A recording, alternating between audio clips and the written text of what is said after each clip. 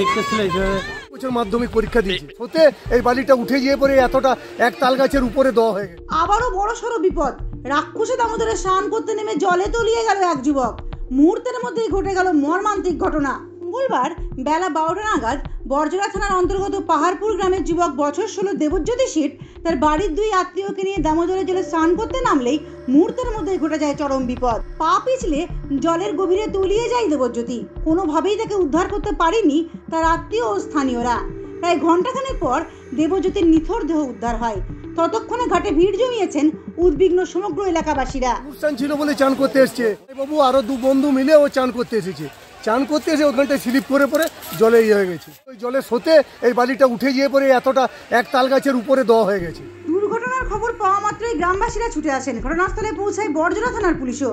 প্রায় ঘণ্টাখানেক তল্লাশির পর স্থানীয় উদ্ধারকারী দলের সহায়তায় দেবজ্যোতির নিথর দেহ উদ্ধার হয়। আধ ঘন্টা 40 মিনিট আমরা চেষ্টা করছি, তার আগে এখানকার লোকাল ছেলেরা চেষ্টা করেছে।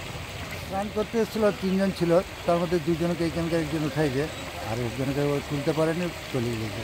এখানে কতটা জল আছে? জল আছে এখানে, কোনো মানে জলে কোনো ঠিক নাই, এখানে 30-35 ফুটের বেশি জল আছে।